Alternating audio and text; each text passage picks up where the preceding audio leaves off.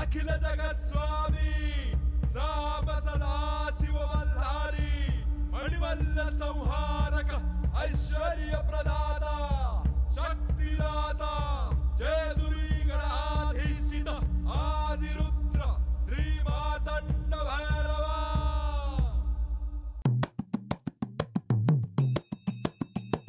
जय देवा जय देवा जय देवा जय देवा जय देवा जय शिव मातंडा।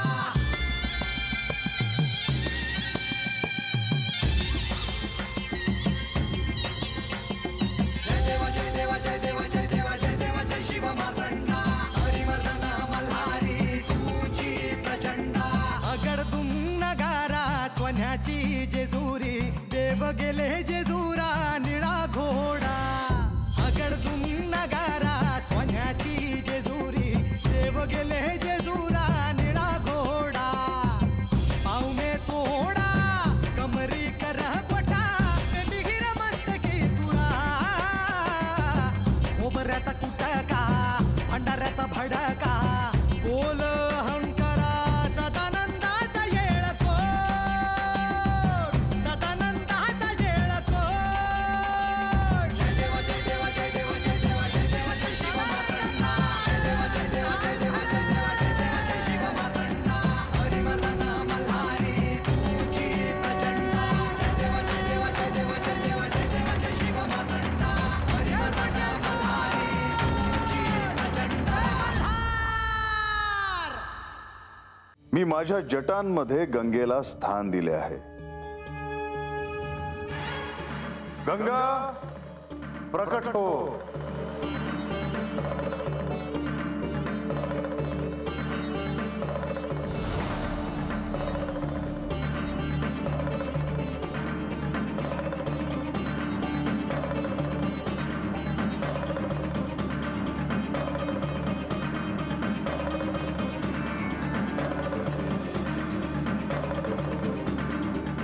पार्वती, ही गंगा तुझी बहीण।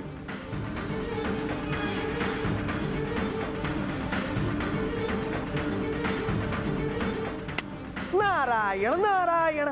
श्री महादेवांनी देवी गंगा आणि श्री पार्वती देवी यांची भेट घडवून आणली। देवी गंगा यांना श्री महादेवांच्या जटांमध्ये पाहून अर्थातच साहजिकच श्री पार्वती देवींचा क्रोध अनावर झाला।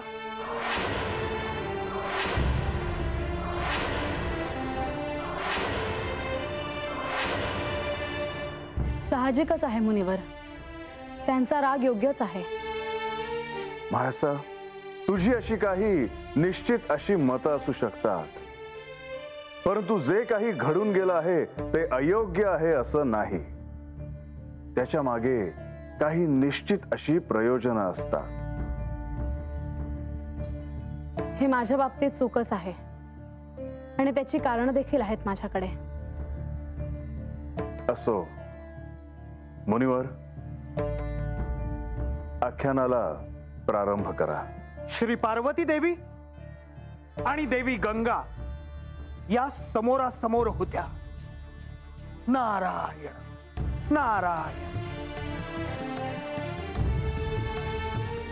पार्वती, ह्या भूतलावर गंगेचे जे अवतरण झाले आहे ते ह्या सृष्टीसाठी हिताचं आहे।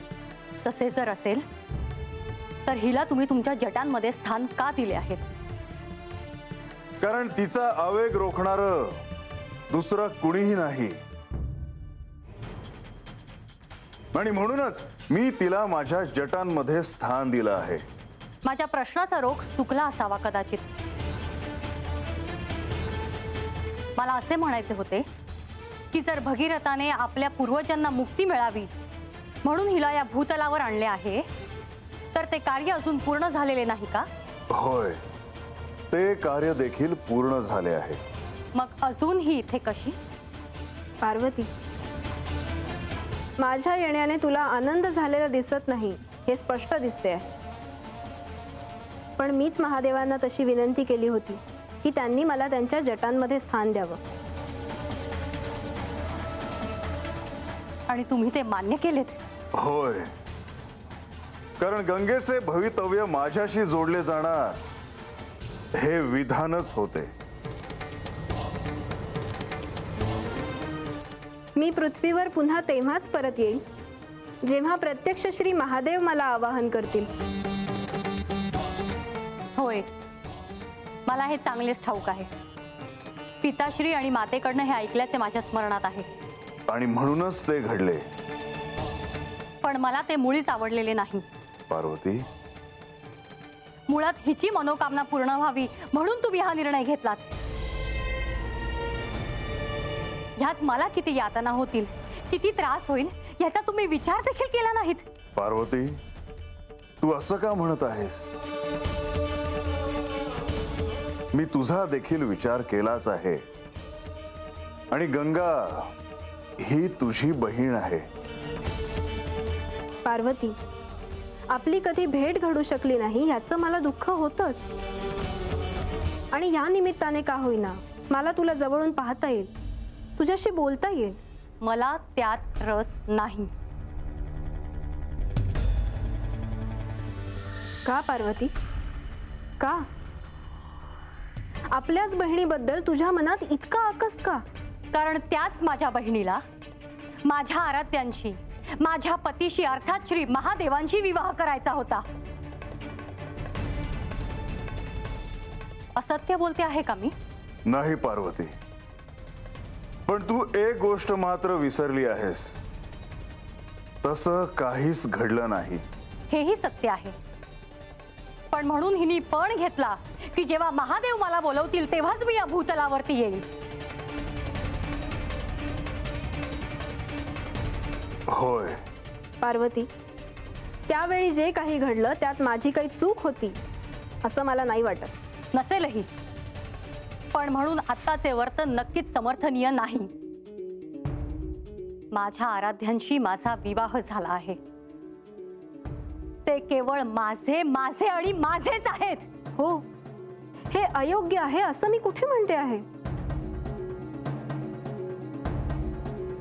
मग हा विवाह झाला आहे याची कल्पना असतानाही त्यांनी तुला त्यांच्या जटांमध्ये स्थान द्यावे अशी इच्छा का व्यक्त केलीस?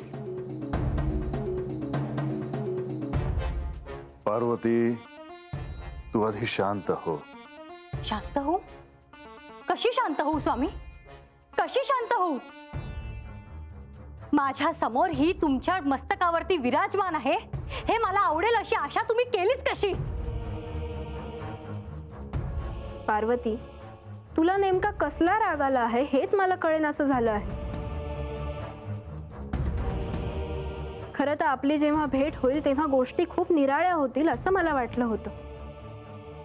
अगं, मला जे शक्य झालं नाही ते तू शक्य करून दाखवलंस. अतिशय कठोर साधनेने तू महादेवांना प्रसन्न केलंस. केवळ प्रसन्नच नाही तर त्यांच्याशी विवाह देखील केला. हो, याचा मला आनंद आहेच. मी तुझी साधना स्वर्गातून पाहत होते. श्री महादेवांना प्राप्त करणं ही सोपी गोष्ट नाही हे ठाऊक आहे मला. पण तू त्या दिव्यातून गेलीस, तू ते दिव्य पार केलंस. खरंच मला याचा आनंद होताच. आणि म्हणूनच मी नेहमीच आपल्या भेटीसाठी आसुसलेली असायचे. पार्वती, तू सर्वात आधी शांत व्हावंस असं मला वाटतं. कारण हे जे काही घडलं आहे हे एका चांगल्या हेतूसाठीच घडलं आहे. असा नेमका कोणता चांगला हेतू होता स्वामी? जिचं माझ्या आराध्यांवरती प्रेम होतं, जिला माझ्या आराध्यांशी विवाह करायचा होता, त्या स्त्रीला इथे तुम्ही कैलासात स्थान दिलेत. केवळ इतकेच नव्हे तर तिला तुम्ही तुमच्या मस्तकावर बसवलेत. कोणत्या विवाहितेला हे आवडेल स्वामी? सांगा. पार्वती, जे काही घडायचं होतं ते आता घडून गेलं आहे. म्हणजे यापुढे ही इथेच असणार? होय, कारण मी तिला तसा शब्द दिला आहे. पार्वती, श्री महादेवांना मी म्हटलं म्हणून हे घडलं आहे. हे माझे आराध्य आहेत, भोळे सांब आहेत, पण म्हणून तू असं वागायला नको होतंस. यांनी तुला त्यांच्या जटांमध्ये स्थान दिले, हा माझा अपमान आहे. पार्वती, मी ते कदापि मान्य करणार नाही. तुला इथून जावेच लागेल.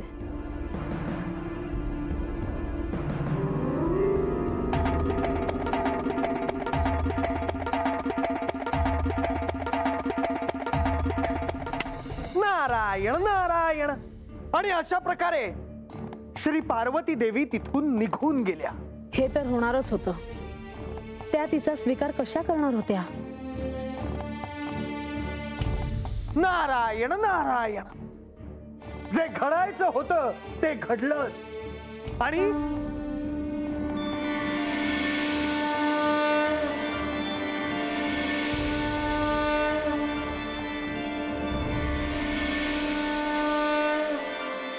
आणि मला जरी कितीही इच्छा असली हे आख्यान पुढे सांगण्याची, तरीही सूर्यास्तापुढे हे आख्यान मला सांगता येणार नाही. देवा, आख्यान थांबवण्याची अनुमती असावी.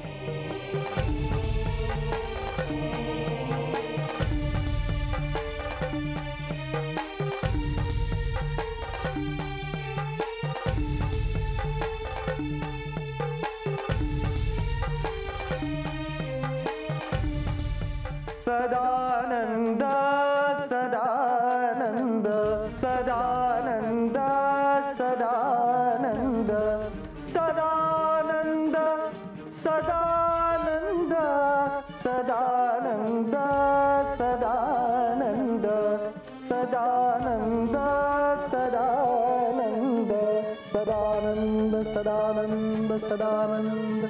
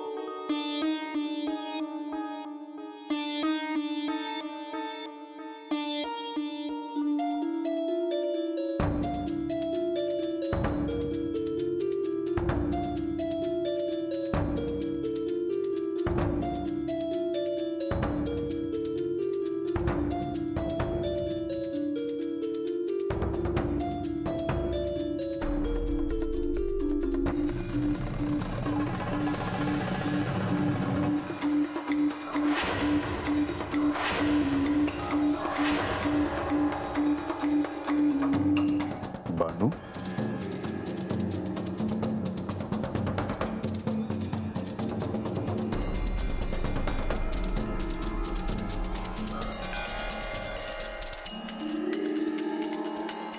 बानू, तू इथे अशी उभी का आहेस? देवा, मला तुमच्या संग बोलायचं आहे. तुम्ही असंच इथे बोलत थांबणार आहात का? तुम्ही राजे आहात. तुम्हाला इथे असं उभं राहून बोलणं शोभत नाही. तिला जे काही सांगायचे आहे ते मी ऐकीन आणि मग येईन. तुला हवं तर तू पुढे जा, मी नंतर येईन. नाही, तुमच्यात काय बोलणं होतंय ते मला ऐकायचंय.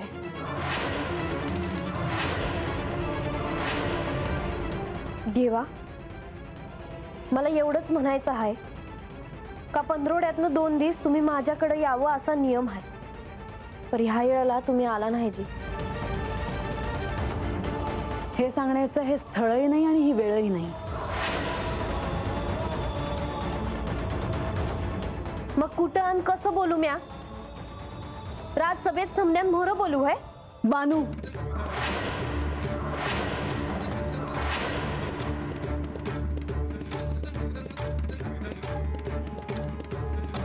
तोंड सांभाळून बोल. कोणाशी बोलतीयस तू? म्हाळसा, तू शांत हो. बानू, आपण उद्या बोलूया. नाही देवा, आज पातुरम्या गप बसली, पर आता नाही.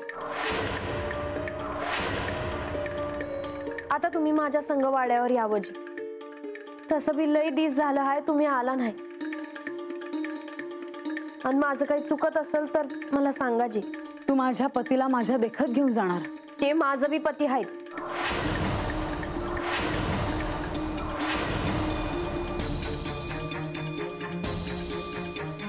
बानू, तू थांब इथे, नाहीतर वाड्यावर जा. मी तुला नंतर भेटतो.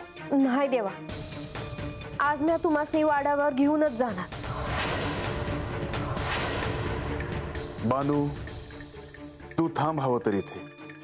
मी तुला नंतर भेटतो. हिचे धाडस पहा. हिला सांगा माझ्या सहनशक्तीचा अंत पाहू नको. बानू, हवं तर तू इथे थांब.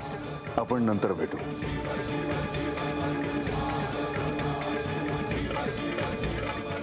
म्हाळसा, चल. तुझे स्थान काय आहे ते ध्यानात ठेव बानू. तू मागशील आणि तुझी इच्छा पूर्ण होईल असं नाही.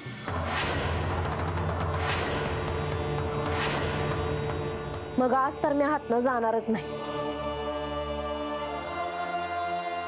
देवासनी आज माझी इच्छा पुरी करावीच लागेल.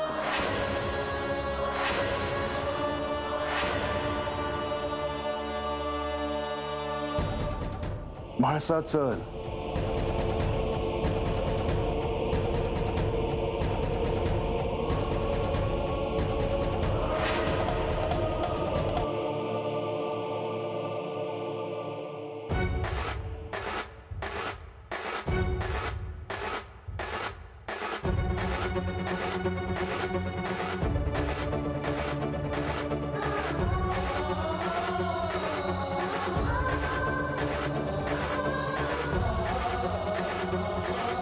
तिला थांबायला का सांगितलं?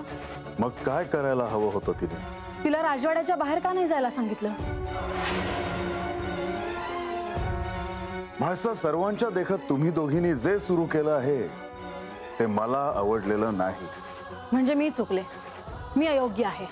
जर आपणच असं आचरण ठेवलं तर आपण प्रजेला काय सांगणार आहोत? आजपर्यंत तुम्ही मला माझ्या आचरणाविषयी काही बोलला नाही, पण आज तिच्यामुळे तुम्ही मला ते बोलता आहात.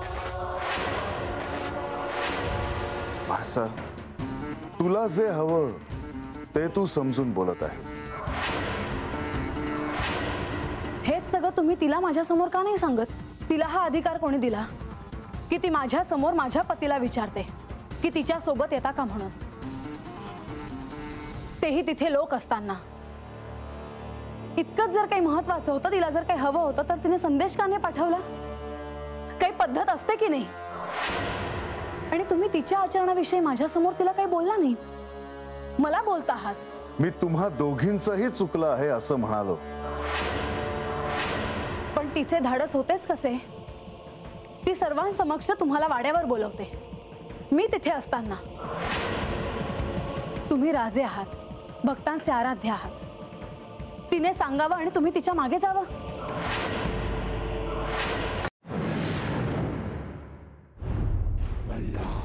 म्हाळसा, मी तिचा देखील पती आहे आणि तिच्यासह राहत नाही हेही सत्य आहे. म्हाळसा, तूच घालून दिलेल्या नियमांप्रमाणे पंधरवड्यातून 2 वेळा मी तिच्याकडे जातो. ह्यावेळी तर मी तेही केलं नाही आणि म्हणून ती विचारत होती. केवळ कर्म धर्म संयोग म्हणून तू माझ्या बरोबर होतीस. म्हणजे तिचं काही चुकलं नाही. एकदा तरी असं म्हणा की तिचं वागणं चुकलं आहे. तिने काय भूल पाडली आहे की तुम्ही तिच्या विरुद्ध काही बोलतच नाही? का का असे वागता आहात तुम्ही माझ्याशी? ती स्वतःहून आली होती, मी नव्हते गेले. आणि यात मी काय केलंय? मी बोलते ते दिसतं, पण ती न बोलता जे वागते ते तुम्हाला दिसत नाही.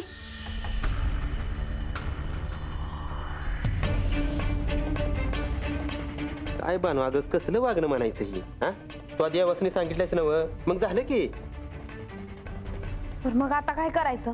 नाही, मी काय म्हणतो, आपण निघू गडाच्या पायथ्याशी आणि तिथनं मर मी बी निघून जाईन. मग ठीक बा नाही अजून तुम्ही हातात आहे वय वय का काय झालं? नाही जी तुमच्यासाठी मग मी मेना बघायला गेलो होतो. नाही येळ लागत असेल तर असू दे. नाही जी मी येतो बघून. राघोबा जी असू दे ना, येईल तवा येईल मी ना. आणि तसं बी मी देवांसंग जाणार आहे, तेव्हा मी हाय हातच. बा नाही आम्ही बघतो काय ते. चल राघोबा.